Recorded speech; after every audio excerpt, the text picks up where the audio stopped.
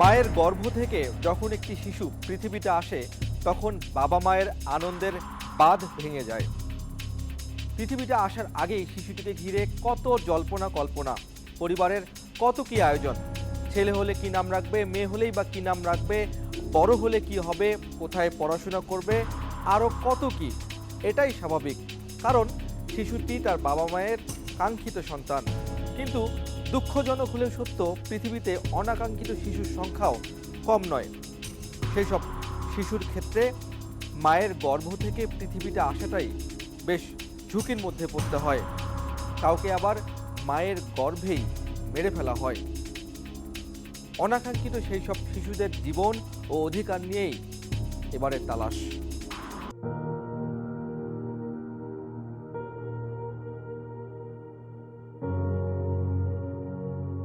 চিন্তা করেছিলাম যে আমরা অ্যাবর্শনটা করিয়ে ফেলবো। তার কথা ডিএনসি করো, এবার ফলস পেইন উঠায় বেবিটাকে পেটের ভিতর মেরে তারপর ডেলিভারি করো। তারে যখন বলি যে এরকম হয়েছে, তো তখন সে আমার ব্ল্যাকমেল করে। যতদিন বেঁচে থাকবো আল্লাহর কাছে দোয়া করি যেন আমাদের কখনো দেখা না হয়। যে জীবন আমরা দিতে পারি না সেই জীবন আমরা নিতে পারি না। এবারের পর্বে আমরা সেই সব শিশুদের কষ্টের কথা জানাবো যারা বাবা মায়ের কাঙ্ক্ষিত সন্তান নয়। তারা কিভাবে পৃথিবীতে আসে, কিভাবে জীবন ধারণ করে, সমাজ তাদের কোন চোখে দেখে, কি আচরণ করে, কতটুকু মানবিক অধিকার দেয়, সেই কঠিন বাস্তবতার তালাশ এটা। মামা বাড়ি যাবো, তাইতে দাও। এই শিশুটির বাবাকে তা সে জানে না, কিন্তু বাবা ডাকটি এভাবেই সবসময় জপতে থাকে 1 বছর বয়সী এই মেয়ে শিশুটি।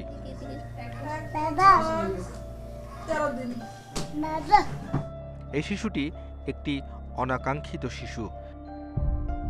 ইনি একজন মা। অনাকাঙ্ক্ষিত গর্ভধারণের পর একটি পুত্র সন্তানের জন্ম দিয়েছেন। আমরা এই মা ও শিশুর পরিচয় প্রকাশ করছি না।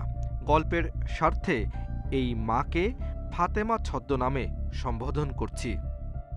ফাতেমা একটি বেসরকারি চাকরি করে। একটি ছেলের সাথে প্রেমের সম্পর্কে জড়িয়ে অনাকাঙ্ক্ষিত গর্ভধারণ করে ফাতেমা। কনসেপ্ট করার পর সে আমাকে বহুত বলে টলে আমাকে বোঝায় যে তুমি যদি এটা এমআর করো তাহলে তোমার কথা মতো আমি কাগজপাতিও করে নিব এবং ফ্যামিলিকেও বুঝাবো। দেন আমি ওই বেবিটা ওর কথা শুনে না পেরে লাস্টে এমআর করি। পরে পৌঁছানোর পর রাত্রে আমাকে বলে তোমার সাথে আসলে আমার কোনো কিছু পসিবল না, তুমি তোমার মতো থাকো, আমি আমার মতো থাকি। কিছুদিন পর আবারও ফাতেমার কাছে ফিরে আসে তার প্রেমিক। 20 থেকে 26 দিনের মাথায় সে বিভিন্ন আইনন আইডি খুলে আমাকে আবার নক করে করে সে আবার আমার সাথে রিলেশনটা গ্রো করলো। কিন্তু 3 মাসের পরেই আমি ওষুধ খাওয়া অবস্থায় বেবি কনসেপ্ট হয়ে যায়, যেটা আমি বুঝি নাই। আবারও প্রতারণার জালে পা দিয়ে গর্ভধারণ করেন ফাতেমা। এবারও তার প্রেমিক গর্ভপাত করাতে চাপ দিতে থাকে ফাতেমাকে, কিন্তু এবারের গর্ভপাত পদ্ধতি ভয়ঙ্কর। তার কথা ডিএনসি করো এবার, কারণ 5th মান্থ হয়ে গেছে, এখন তো আর অ্যাবর্শন করা যাবে না, এমআর করা যাবে না, ডিএনসি করো। বাচ্চাকে কেটে কেটে বের করতে হবে এখন, যেহেতু বাচ্চা পুরো কমপ্লিট হয়ে গেছে, ওটাকে বলে ডিএনসি। শেষ পর্যন্ত একটি বেসরকারি সংস্থা হিট বাংলাদেশ এর সার্বিক সহযোগিতায় ফাতেমার গর্ভের সন্তান ভূমিষ্ঠ হয়। তার কোল জুড়ে আসে একটি ফুটফুটে ছেলে সন্তান। ফাতেমা একটি সেবাদান প্রতিষ্ঠানের সহায়তায় তার সন্তানকে সুস্থ ও স্বাভাবিকভাবে জন্মদান করাতে সক্ষম হয়েছেন। কিন্তু অনেকে হয়তোবা সেবাদান প্রতিষ্ঠানের সন্ধান না জানা বা সামাজিকভাবে হেয় প্রতিপন্ন হওয়ার ভয়ে গর্ভজাত সন্তানকে মেরে ফেলেন অথবা রাস্তায় ফেলে দেন। এমন অমানবিক ঘটনা কিন্তু ঘটছে আমাদের এই পৃথিবীতে। নারী ও পুরুষের বিবাহ বহির্ভূত সম্পর্ক এবং অনিয়ন্ত্রিত মেলামেশার ফলে অনেকেই অনাকাঙ্ক্ষিত গর্ভধারণ করেন। এরপর পরিবার ও সামাজিক মর্যাদার কথা চিন্তা করে গর্ভবতী নারী গোপনে স্বেচ্ছায় গর্ভপাত করেন, যা বাংলাদেশের আইনে অবৈধ। আবার ইচ্ছার বিরুদ্ধে অর্থাৎ ধর্ষণের ফলেও অনাকাঙ্ক্ষিত গর্ভধারণের শিকার হয় অনেক নারী। জন্মের পর জীবন্ত নবজাতককে রাস্তায় বা ডাস্টবিনে ফেলে দেওয়ার ঘটনা প্রায় ঘটছে। কোনো কোনো নবজাতক কুকুরের খাবারে পরিণত হচ্ছে। 2024 সালের জানুয়ারি মাসের মাঝামাঝিতে ময়মনসিংহ মেডিকেল কলেজ এলাকায় একটি কুকুরের মুখে নবজাতকের মৃতদেহ দেখতে পায় স্থানীয়রা। এরকম একটি ছবিও সামাজিক যোগাযোগ মাধ্যমে ভাইরাল হয়। 2023 সালের জুন মাসে ঢাকা মেডিকেল কলেজ হাসপাতাল এলাকা থেকেও কুকুরের মুখ থেকে একটি নবজাতকের মৃতদেহ উদ্ধার করে পুলিশ। 2022 সালের ফেব্রুয়ারিতে লালমনিরহাট জেলা শহরে ডাস্টবিন থেকে সদ্যজাত এক জীবিত মেয়ে শিশুকে উদ্ধার করে পুলিশ। 2023 সালের ফেব্রুয়ারিতে নরসিংদীর রেল স্টেশন এলাকা থেকেও কুকুরের মুখ থেকে এক নবজাতকের মরদেহ উদ্ধার করা হয়। এই সমস্ত নাগরিকদের নিয়ে আর এক ধরনের জটিলতা এবং অসহায়ত্বের মধ্যে পড়বে। এই সমস্ত ব্যক্তিরা বা এই সমস্ত নারীরা তো এই ঘটনার মধ্যে দিয়ে অসহায়ত্বের মধ্যে পড়লই, রাষ্ট্রও কিন্তু আর এক ধরনের অসহায়ত্বের মধ্যে পড়বে। সুতরাং রাষ্ট্রের কাছে সবচেয়ে সহজ সমাধান হলো যে অপরাধী তাকে দৃষ্টান্তমূলক শাস্তির ব্যবস্থা করলে তখন সমাজের মধ্যে একটা ভয় কাজ করবে। যৌন ও প্রজনন স্বাস্থ্য বিষয়ক আন্তর্জাতিক সংস্থা গুটমাকার ইনস্টিটিউটের জরিপ বলছে, বাংলাদেশে 2010 সালে প্রায় 6 লাখ মা ইচ্ছায় বা স্বপ্রণোদিত গর্ভপাত করিয়েছে। 5 বছরের ব্যবধানে সংখ্যাটি দ্বিগুণ হয়ে দাঁড়িয়েছে 12 লাখ। 2010 সালে প্রতি 1000 গর্ভবতী মায়ের মধ্যে গর্ভপাত করান 18.2 জন, যা 2014 সালে বেড়ে দাঁড়ায় 29 জন। অন্য এক জরিপে দেখা যায় দেশে প্রতিদিন গড়ে প্রায় 3500 স্বপ্রণোদিত গর্ভপাতের ঘটনা ঘটে। কোনো নারী স্বেচ্ছায় কোনো ভ্রূণ নষ্ট করে তাহলে আমাদের দণ্ডবিধি আইনে স্পষ্ট বলা রয়েছে তার জেল এবং শাস্তির ব্যবস্থা রয়েছে।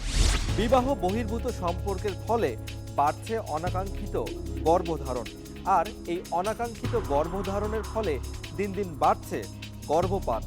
এজন্য আকাশ সংস্কৃতি ও নৈতিক মূল্যবোধের অবক্ষয়কেই দুষছেন বিশেষজ্ঞরা। এই মেয়েটির ছদ্মনাম জেরিন। আসল নাম পরিচয় আমরা প্রকাশ করছি না। নিজ কর্মক্ষেত্রে এক ছেলের সাথে তার পরিচয়, এরপর প্রেম। ওর সাথে সম্পর্কে জড়ানোর পরে আমি আর কি আমার ফ্যামিলির সাথে কিছু ঝামেলা ঝগড়াঝাটি এরকম হয়। তারপর বাসা থেকে চলে যাই, আমি তার বাসায় যেয়ে উঠি।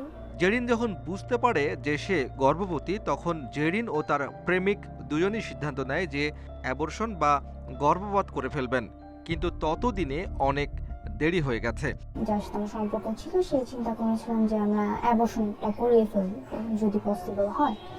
পরে ডক্টরের কাছে জিজ্ঞাসা করলাম, ডক্টর তখন বলল যে কোনোভাবেই পসিবল না, আমার লাইফ রিস্কে আছে। এদিকে জেরিনের পরিবারও বিষয়টি মেনে নিচ্ছে না। দুই পরিবারই সামাজিক মর্যাদাহানির বিষয়টি গুরুত্ব দিয়ে গর্ভের সন্তানটিকে সমাজের সামনে আনতে চাচ্ছে না। এখন আমি বেবিকে চুজ করলে আমি আমার ফ্যামিলিকে হারাবো, ফ্যামিলিকে চুজ করলে বেবিকে হারাবো। আমি আমার বেবিকেও হারাতে চাচ্ছি না, আমি আমার ফ্যামিলিকেও হারাতে চাচ্ছি না। কথা সাহিত্যিক ও মনোরোগ বিশেষজ্ঞ মোহিত কামাল, তিনি মনে করেন সামাজিক এসব সমস্যার প্রধান কারণ প্রযুক্তির অপব্যবহার বা অভিভাবকদের অসচেতনতা।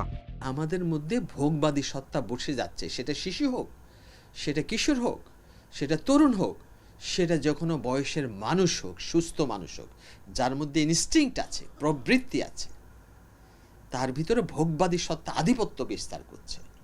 সুতরাং সে নিয়ন্ত্রণ হারিয়ে ফেলছে, নৈতিকতা হারিয়ে ফেলছে। শিশুর কোলে জন্ম নিচ্ছে শিশু, আবার অপ্রাপ্ত বয়স্ক শিশু কিশোরীরাও গর্ভ ধারণ করছে। এমনকি পরিবারের সবচেয়ে বেশি ঘনিষ্ঠজনের যৌন লালসার শিকার হয়েও গর্ভধারণের ঘটনা ঘটছে।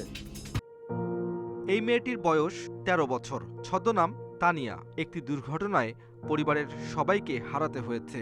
খালু আর কি সে হিসেবে আমার আব্বু বলে যে তো আপনি একা পারেন না, সেক্ষেত্রে আমি আপনাদের দুজনের মানে ওদের দুজনের পড়াশোনার দায়িত্ব আমি টাকা পয়সা সব দিব। মা এবং খালা মারা যাবার পর তানিয়ার খালু তানিয়ার ভরণ পোষণের দায়িত্ব নেয়। যেহেতু খালু আমাদের ভরণ পোষণ দায়িত্ব দেয়, সেক্ষেত্রে যদি ওনার ঘরে কোনো কাজ টাজ থাকে সেক্ষেত্রে সবাই আমার বলে যে যেহেতু তোদের খরচ দিতে আছে, তা তুই যা একটু করে দিয়ে কাজগুলো। এক পর্যায়ে ভরণ পোষণের দায়িত্ব নেয়া খালু কর্তৃক ধর্ষিত হয় তানিয়া। তো যাইতাম গেলে হ্যাঁ আমার সাথে এরকম ইয়া করতো। আমি যে বললাম যে আমার ভাল লাগে না বা আমি এরকম করবো না, আমি বইলা দিব, এরকম বলে যে হ্যাঁ ক্লিয়ার করবা, তোমার টাকা পয়সা দিয়ে এরকম সেরকম অনেক ইয়া করতো। তারপরে যখন আসতে এরকম প্যারে বাচ্চা এসে পড়ে, তখন আমি যখন বুঝি, তখন আমি তাদের যখন বলি যে এরকম এরকম হয়েছে, তো তখন সে আমার ব্ল্যাকমেইল করে যে আমি করছি, তুমি আমার দোষ দিতেছো কেন, হ্যাঁ কার লগে না কার লগে কি করছো, আমার দোষ দিতেছো। 13 বছর বয়সে গর্ভবতী হওয়া তানিয়া তার অ্যাবর্শন বা গর্ভপাত করেনি। হিট বাংলাদেশ এর তত্ত্বাবধানে শিশু জন্ম দিয়ে এখানেই রেখে যাওয়ার সিদ্ধান্ত নেয়। ফ্যামিলি মেম্বার কর্তৃক অনেকেই হচ্ছে, মানে প্রেগনেন্ট হচ্ছে, তারা কিন্তু আইনের সাহায্য নিচ্ছে না। ভাই দ্বারা প্রেগনেন্ট হচ্ছে, বাবা দ্বারা প্রেগনেন্ট হচ্ছে, তারপর আমি পেয়েছি যেগুলা, তারপরে হচ্ছে দুলাভাই দ্বারা, খালু দ্বারা। এটা খুবই একটা অমানবিক। কারণ কিন্তু ভবিষ্যতে যদি কখনো বাচ্চাটা ফিরে আসে, তার যদি জন্মের তথ্যটা জানতে চায় যে আমার বাবা কে ছিল, মা কে ছিল, তো তখন তো কেসটা যদি আমি কখনো শেয়ারিংয়ের মুহূর্তে আমি যাই, তখন এটা কেমন একটা বিষয় হবে। ইনসিডেন্ট বাংলাদেশ নামক একটি প্রতিষ্ঠানের সাম্প্রতিক জরিপে দেখা যাচ্ছে পরিবারের ভেতরেই শিশুরা যৌন হয়রানির শিকার হচ্ছে। তার মানে পরিবারের কেউ কেউ শিশুদের জন্য অনিরাপদ হতে পারে। তাই এ ব্যাপারে সতর্ক হওয়া জরুরি। আলিয়া আক্তার লিমা ছদ্মনাম, একজন শারীরিক প্রতিবন্ধী। 2013 সালের জুলাই মাসে একটি কন্যা সন্তান জন্ম দেয় লিমা। বিবাহ বহির্ভূত সম্পর্কের ফলে গর্ভবতী হয়েছিল সে। অভিযোগ খোদ লিমার সৎ ভাই আউয়াল হোসেনের বিরুদ্ধে। সালমাই দিতে ঘুমাবি আমার সাথে গেলাম, তারপরে তুই শুকাইছিস কে? প্রতিবন্ধী হওয়ায় লিমার কথায় জড়তা আছে। কিছুক্ষণ কথা বলার পর লিমা আমাদের জানায় তার সৎ ভাই আউয়াল হোসেন তাকে কয়েকবার ধর্ষণ করেছে। ভাইয়া ফোন দিছে, তোর বাসায় নষ্ট করে কা বড় হয়েছে। তারপরে ভয়ে ধর্ষণের বিষয়টি লিমা কাউকেই বলেনি। মার দিবে। আমরা অনুসন্ধান করতে গিয়ে এমন কিছু ঘটনার সাক্ষী হয়েছি যা প্রচার বা প্রকাশ করব কিনা তা নিয়ে দ্বিধায় পড়েছি। কারণ সম্পর্ক গড়ে ওঠে বিশ্বাসের উপর, আর যেখানে বিশ্বাস ভাঙে তখন সমাজের উপর নেতিবাচক প্রভাব পড়ে। লিমার গল্প কিন্তু আরও বাকি আছে। 4 মিনিট পর ফিরছি।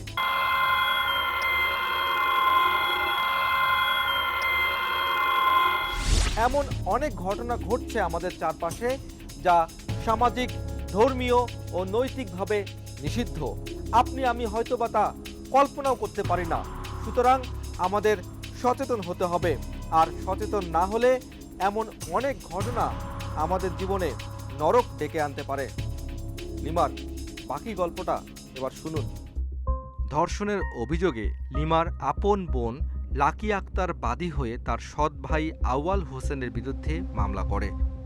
বিষয়টি নিয়ে বিস্তারিত জানতে অভিযুক্ত আউয়াল হোসেনের বাড়ি নারায়ণগঞ্জের উদ্দেশ্যে আমরা সেখানে গিয়ে আমাদের চক্ষু চড়ক গাছ। লিমার বাবা সামাদ হাজি ওই এলাকার বৃত্তবানদের মধ্যে অন্যতম। নিজের নামে আছে এতিমখানা ও মাদ্রাসা, অথচ নিজের প্রতিবন্ধী মেয়ে লিমা প্রায় 10 বছর থেকে আছে অন্য আশ্রয় কেন্দ্রে। সাংবাদিক পরিচয়ে পাওয়ার পর আউয়াল হোসেন কেটে পড়ে। কথা হয় আউয়াল হোসেন ও লিমার পিতা হাজি আব্দুল সামাদের সাথে। উনি মামলা করছেন, মামলা রায় যা আসবে তাই হবে, তা মান্য নেব। লিভার ডিএনএ পরীক্ষায় মিথ্যা ঘটনা।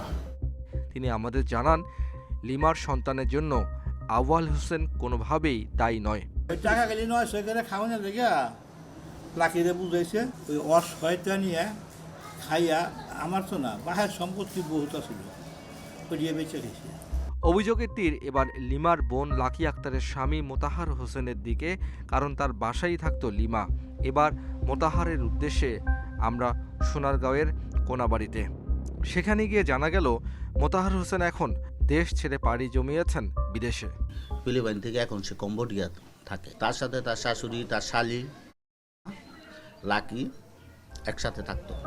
স্থানীয়দের কাছে জানা গেল লিমার সন্তানের জন্য দায়ী মোতাহার, অর্থাৎ নিজের আপন বোনের স্বামী যৌন নির্যাতন করেছে লিমাকে। মোতাহারের তার শালির সাথে একটা অবৈধ সম্পর্ক গড়ে ওঠে।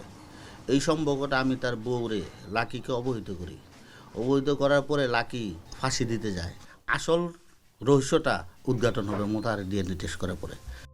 যেই দায়ী হোক, লিমা যে যৌন নির্যাতিত হয়েছে তাতে কোনো সন্দেহ নেই। তবুও 10 বছরের বেশি সময় থেকে পরিবার থেকে বিচ্ছিন্ন আছে লিমা। এমনকি জন্মদাতা পিতাও লিমাকে আর গ্রহণ করতে চাইছে না। এখানে চাপ সৃষ্টি করিয়া উপকার নাই যে আমি কই দিছি সরকারি কত জায়গার মধ্যে জায়গা দিতেন আমাকে চেনে মাইরা দুইটা যায় থুবে থাবে দুনিয়া দেন দিয়ে দিলে এই একটা পথ আছে। নিজে প্রতিবন্ধী, শারীরিক সামর্থ্য নেই, নিজের পরিবারেই হয়েছেন নির্যাতিত। বিত্তবান বাবা যেন থেকেও নেই, খোঁজ নেয় না আপন বোনও। এই পৃথিবীতে কি আপন বলতে কেউই নেই? অনাকাঙ্ক্ষিত গর্ভধারণের ফলে জন্ম নেয়া শিশু ও মায়ের সুরক্ষার জন্য কাজ করে বাংলাদেশের অনেক প্রতিষ্ঠান, তার মধ্যে হিট বাংলাদেশ অন্যতম। কোনো অবিবাহিত মেয়ে যখন কনসেপ্ট করে দুটো অপশন আছে, একটা যদি সে সুযোগ থাকে অ্যাবর্শন করে, আর অ্যাবর্শন করতে না পারলে সে আত্মহত্যা করে। আর হিট বাংলাদেশ অ্যাবর্শনের বিপক্ষে। এই কারণেই বিপক্ষে যে জীবন আমরা দিতে পারি না সেই জীবন আমরা নিতে পারি না। বিবাহিত, অবিবাহিত, অনাকাঙ্ক্ষিত গর্ভবতী মহিলাদের এখানে ভর্তির পর 6 মাস পর্যন্ত বিনামূল্যে খাদ্য, বস্ত্র, আশ্রয়, চিকিৎসা সেবা সহ নিরাপদ প্রসব সেবা প্রদান করা হয়। অন্যরা কি বলে এটা জানি না, আমি নিজের একটা আত্মতৃপ্তি ছিল যে আমি একটি ভালো কাজ করতেছি। যারা সন্তান প্রসব করেন বিভিন্ন দুর্ঘটনা বা ধর্ষণের কারণে, ধর্ষণটার জন্য ওই মা দায়ী নন। এখন ওই মা যখন তার শিশুটাকে বড় করবে, তার একক পরিচয়ে সে বড় করতে চায় না। প্রত্যেকটা ক্ষেত্রে তাকে সন্তানের বাবার পরিচয় চাওয়া হচ্ছে। আমাদের সবার অনুরোধ যে এই বিষয়টা নিয়ে দ্রুত কার্যকরী পদক্ষেপ গ্রহণ করা, যাতে সিঙ্গেল মাদার বা একক মা হিসেবে যারা আছেন তারা তাদের সন্তানদের ভবিষ্যৎটা সুন্দর করার জন্য নিজের পরিচয়ে বড় করে তুলতে পারে। শুধু মায়ের পরিচয়ে এখন শিশুরা পরিচিত হতে পারবে। শিক্ষা, চাকরি সব ক্ষেত্রেই বাবার পরিচয় এখন আর বাধ্যতামূলক নয়। উচ্চ আদালতের নির্দেশনা কিন্তু এমনই, কিন্তু বাস্তবতা কি তা কিন্তু সবারই জানা। এবার আমরা এমন একজন ব্যক্তির কথা শোনাবো যিনি 30 বছর বড় হয়েছেন, প্রতিষ্ঠিত হয়েছেন ভিন্ন বাবা মায়ের পরিচয়ে। তার জীবনের 30টি বছর কতটা সংগ্রামী ছিল। লোকটির ছদ্মনাম পারভেজ। 30 বছর আগে তার মা তাকে কোনো একটা পরিবারে দত্তক দিয়ে দেয়। পারভেজের বয়স যখন 8 বছর, তখন থেকে সে জানতে পারে যে সে যাদের কাছে বড় হচ্ছে তারা তার প্রকৃত বাবা মা নয়। ক্লাস 7 কিংবা 8 এরকম সময় তো বাসার সামনে খেলছি, তো একটা ছেলের সাথে আমার ঝগড়া হচ্ছে। তো ঝগড়া হওয়ার সময় ছেলেটা ঠাস করে বলে কি, ওর তো তোর বাবা মা না। তো এই কথাটা শুনে আসলে আমার কান্না পাইছিল, সত্য কথা যেটা। তখন আমি কাঁদতে কাঁদতে, বাসায় বাবা ছিল, বাবাকে যা বলে, বাবা এগুলো কি সত্য কি? পরিবার ও সমাজের অনেকের কটু কথা ও তিরস্কার সহ্য করে জীবন ধারণ করতে হয়েছে পারভেজকে। ফ্যামিলিগত জীবন যদি বলি, ফ্যামিলির আশপাশে অনেকে পছন্দ করে না। পছন্দ না করার কারণ পালিত সন্তান।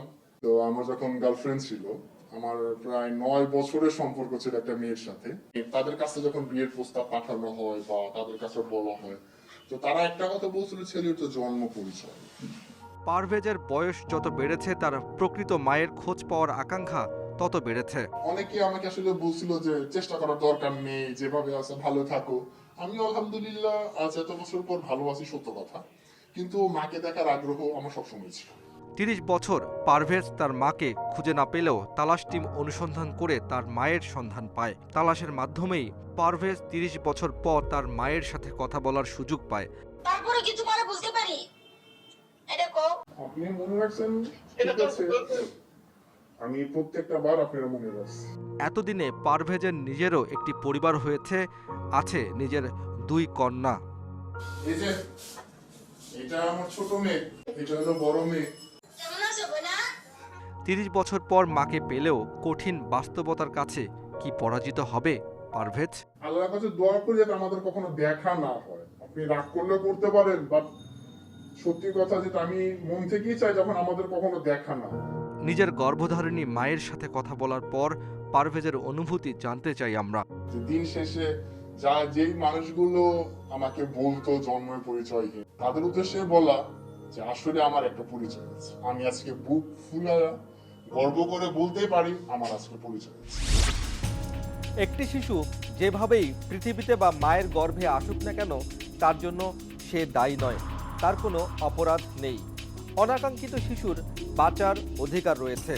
সামাজিক বা সোশ্যাল স্ট্যাটাস বজায় রাখতে গিয়ে আমরা যেন কেউই অমানবিক না হয়ে যাই, কারণ মানুষই সমাজ তৈরি করে। সচেতন থাকুন, নৈতিকতা ও মূল্যবোধ জাগ্রত করুন।